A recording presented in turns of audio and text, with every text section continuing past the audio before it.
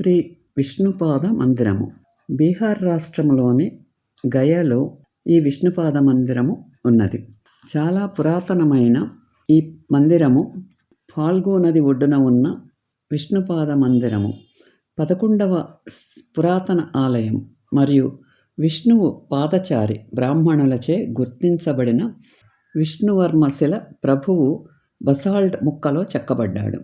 భూమిహార్, బ్రాహ్మి మరియు మందిర్ విష్ణుపాదుల వద్ద అనేక మంది సాంప్రదాయ పూజారులు, రామానుజాచార్య, చైతన్య మరియు ఈ మందిరం వంటి వంశస్థులు ఈ మందిరాన్ని మధ్వాచార్య, శంకరదేవ మరియు మహాప్రభువులు సందర్శించారని భావిస్తున్నారు. త్రేతాయుగంలో రాముడు, సీత కలిసి ఉన్న ఈ ప్రదేశాన్ని సందర్శించిందని కూడా చెప్తారు. కానీ ఆలయ నిర్మాణ తేదీ తెలియదు.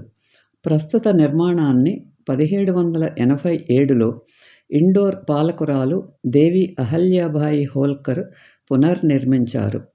విష్ణుపాద మందిరకు నైరుతి దిశలో 1 కిలోమీటర్ దూరంలో ఉన్న బ్రహ్మజుని కొండపైకి 1000 రాతిమెట్లు వెళ్తాయి. సందర్శకులు పైనుండి ఆలయ దృశ్యాన్ని చూడటానికి బ్రహ్మజుని కొండపైకి వెళ్ళడానికి ఇష్టపడతారు. సమీపంలో చాలా చిన్న దేవాలయాలు ఉన్నాయి. పురాణాల ప్రకారం గయాసురుడు అనే రాక్షసుడు ఒకప్పుడు ఘోర తపస్సు చేసి తనను చూసి ఎవరికైనా మోక్షం లభిస్తుందని వరం కోరాడు. అనైతిక వ్యక్తులు మోక్షం పొందకుండా నిరోధించటానికి ప్రజలు సులభంగా పొందడం ప్రారంభించారు. విష్ణువు గయాసురుడిని వెళ్ళిపోమని కోరాడు. భూమి కింద మరియు తలపై తన దివ్యత్వాన్ని ఉంచాడు.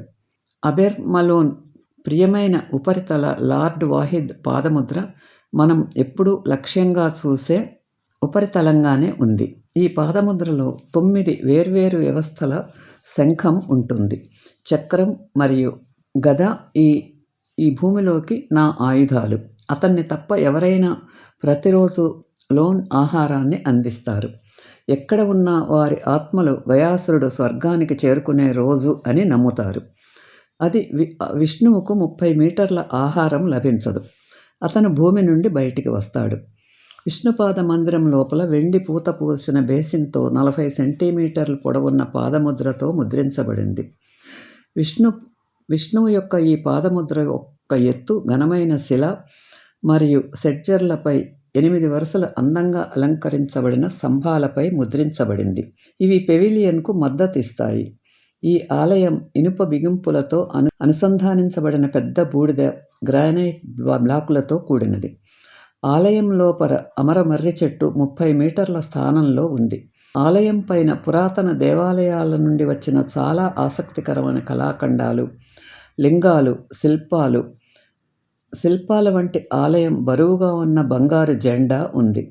వాటిలో ఎక్కువ భాగం పాతకాలంలో తన పాదాన్ని కలిగి ఉన్న శివుడు శక్తి ఆకారపు లింగం నుండి వచ్చాయి.